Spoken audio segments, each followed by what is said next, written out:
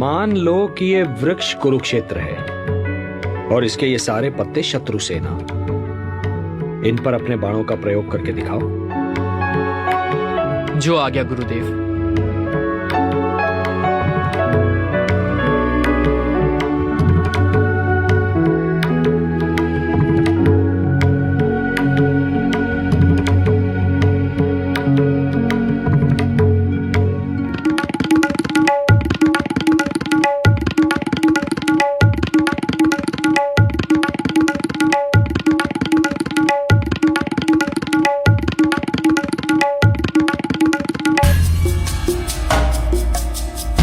इस वृक्ष के सारे पत्ते मेरे लक्ष्य पर हैं गुरुदेव।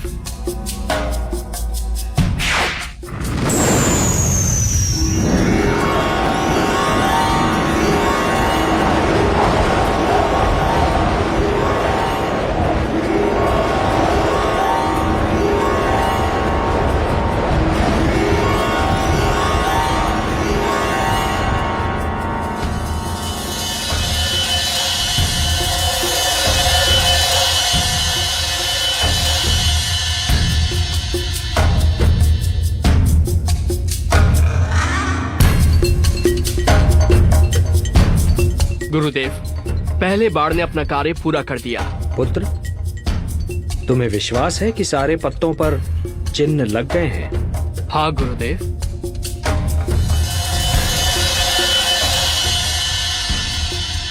गुरुदेव, अब मेरे दूसरे बाण को छोड़ने से जितने पत्तों पर चिन्ह हैं, वो भूमि पर गिर जाएंगे। और तीसरा बाण तो प्रलय के समान है।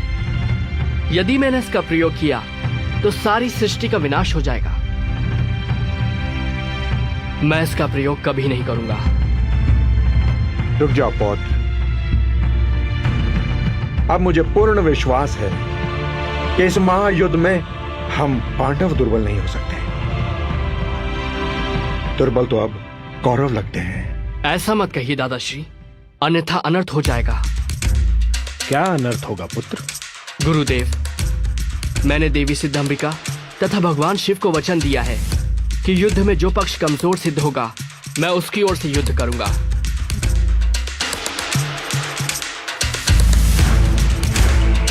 तो इसका अर्थ यह हुआ पौत्र कि बीच युद्ध में भी आप हमारे शत्रु का पक्ष ले सकते हो? हाँ दादाश्री, यदि युद्ध में कौरव पक्ष कमजोर सिद्ध हुआ तो देवी को दिए वचन के अनुसार मुझे उनकी ओर से ही युद्ध करना पड़ेगा। चलो पौत्र, विश्राम कर लो। क्षमा करें गुरुदेव, मैंने निर्णय लिया है कि युद्ध क्षेत्र से बाहर रहकर ही युद्ध देखूंगा।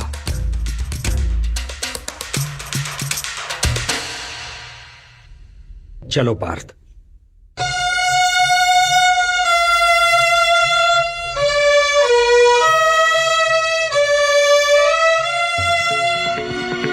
हे केशव, हे जनार्दन, इस युद्ध में तो हमारी विजय निश्चित है। निस्संदेह, किंतु जो मैं अभी सुनकर आ रहा हूं उसका अर्थ यह है कि पहले हमें पराजय की सीमा तक पहुंचना होगा।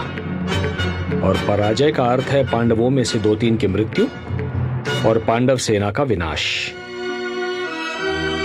पराजय? मैं कुछ समझा नहीं केशव। पार्थ, यदि हम कौरव सेना का नाश कर दें और विजय की ओर चलें तो बर्बरीक अपने 2 ही बाणों से अपने विजय उल्लास को पराजय में बदल देगा। तो अब क्या करें?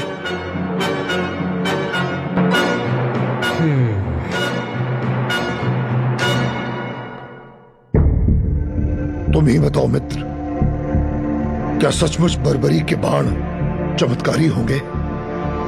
अवश्य मित्र, यदि वो बाण महादेव ने स्वयं बर्बरीक को दिए हैं तो निश्चित ही वो चमत्कारी होंगे।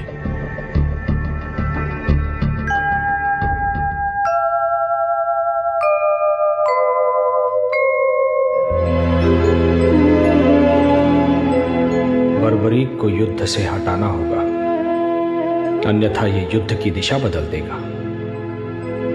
ये धर्म युद्ध है। धर्म को बचाने हेतु अब यही एक विकल्प शेष है।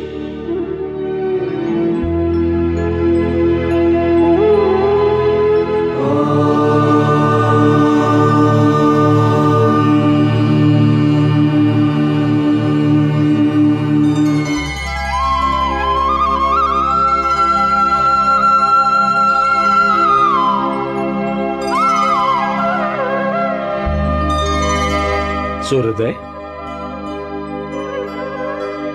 प्रणाम गुरुदेव। प्रणाम दादाश्री। आयुष्मान भव।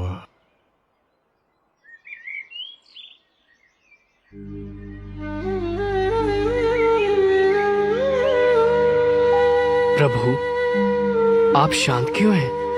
क्या चिंता है आपको? पुत्र कल से युद्ध शुरू हो जाएगा।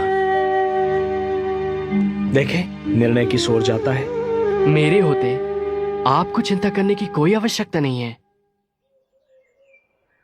यदि कौरवों के पक्ष में युद्ध जाता देखा तो मात्र 2 क्षण में ही मैं सारे योद्धाओं को समाप्त कर दूंगा। मैं तुम्हारी शक्ति से परिचित हूं पुत्र, और यह भी जानता हूं कि तुम्हारी हम में अनन्य भक्ति है। किंतु क्या प्रभु? पुत्र, आज शुक्ल फाल्गुन द्वादशी है। आज की महिमा दुगनी हो जाती है। किंतु मुझे बताइए प्रभु, मैं आपके दिए हर आदेश का पालन करूंगा।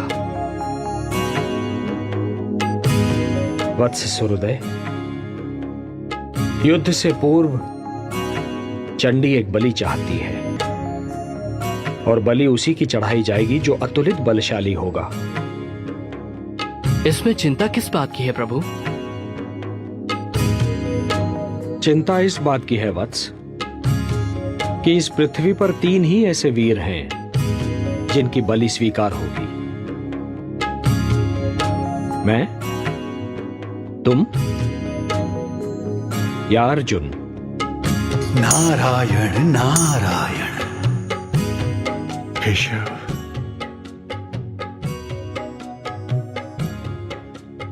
बस इतनी सी बात है केशव? क्या यही आपकी चिंता है? तो है जनार्दन, इस बलि के लिए मैं अपने आप को प्रस्तुत करता हूं केशव, अपने आप को। तुम ये नहीं कर सकते पार्थ, ये धर्म युद्ध है। यदि एक भी पांडव कम हो जाएगा तो ये युद्ध धर्म युद्ध नहीं कहलाएगा। बस एक ही मार्ग शेष है। मैं स्वयं ही अपना बलिदान दे देता हूं। वैसे भी युद्ध ना करने की प्रतिज्ञा ली है मैंने। एक सारथी ही तो हूं तुम्हारा। नहीं केशव, नहीं। प्रभु, आप मेरे गुरु हैं, श्रेष्ठ हैं, सभी तरह से ज्येष्ठ हैं मेरे। ये अधिकार सिर्फ मेरा है, मेरा।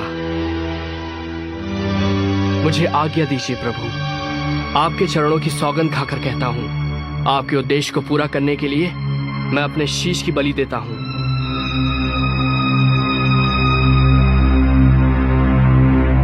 प्रभु, ये कार्य करने से मेरे वंश की कीर्ति बढ़ेगी। ये सौभाग्य मैं अपने हाथों से नहीं जाने दूंगा प्रभु।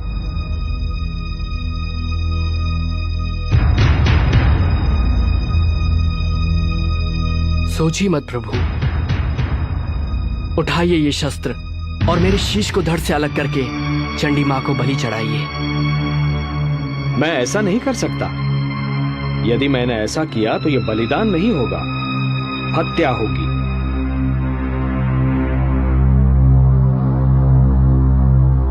जब मैं स्वेच्छा से ये शीश आपको सौंप रहा हूं तो ये हत्या नहीं कहलाएगी। धर्म यह कहता है वत्स कि बलिदानी स्वयं दान दे। यदि मैं ऐसा करता हूं तो वो हत्या ही कहलाएगी।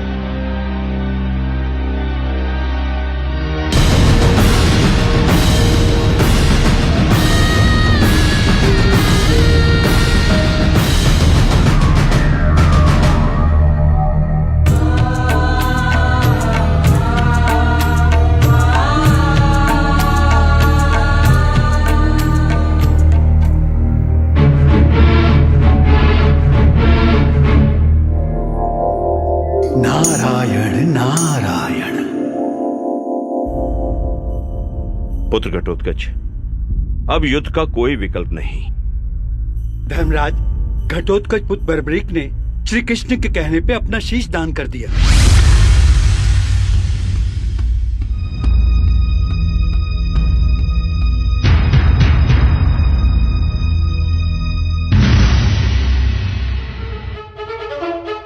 उन वाणों की सत्यता की परीक्षा तो स्वयं वासुदेव ने ली है। इसमें तनिक भी संदेह नहीं कि वे वाण क्षण में पूरे युद्ध को समाप्त कर सकते हैं। अर्थात इसका तात्पर्य ये हुआ और हम बिना युद्ध किए ही हार जाएंगे। अरे भांजे, तुम सदैव विपरीत ही क्यों सोचते हो? क्यों मामाश्री? दुशासन सत्य ही तो कह रहा है। अरे भांजे, अभी अभी ज्ञात हुआ है कि भीम के पौत्र बर्बरीक ने कृष्ण के कहने पर अपना शीश दान कर दिया है।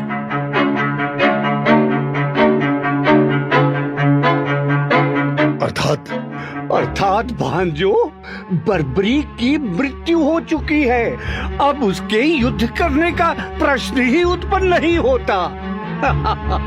भीम और पांडव सारे शोकाकुल हैं।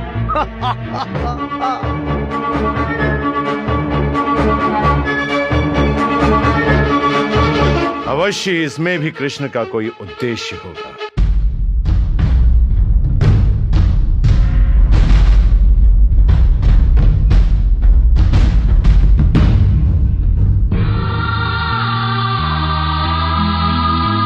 बर्बरीक पौत्र, ये तूने क्या किया? वासुदेव, ये आपने उचित नहीं किया। अब मैं हिडिंबा और मौरवी को क्या उत्तर दूंगा?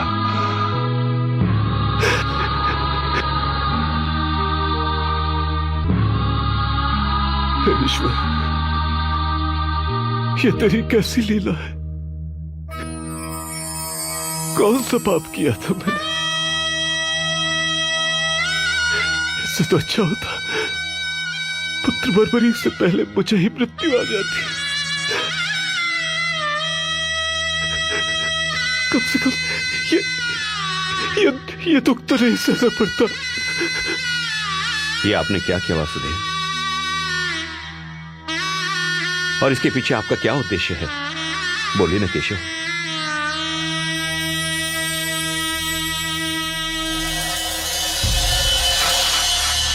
वत्स, भगवान श्री कृष्ण ने महाबली बर्बरीक से ये शीशदान किस कारण मांगा, मैं बताती हूं।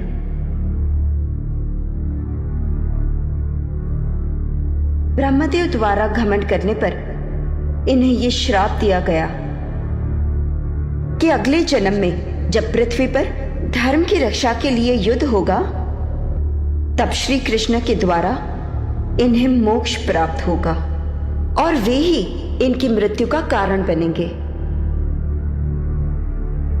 इसलिए इसमें श्री कृष्ण का कोई दोष नहीं। आपको श्री कृष्ण पर कोई दोष नहीं लगाना चाहिए।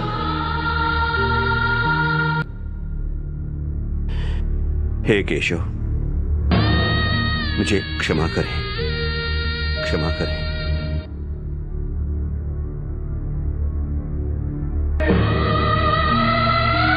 हे देवी, ये एक भक्त का शीश है।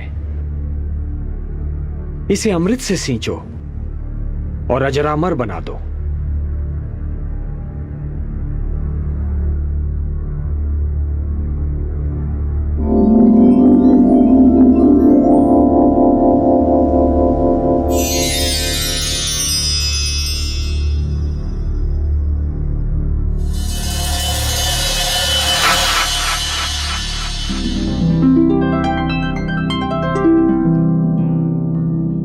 प्रणाम प्रभु। कीर्तिमान भव।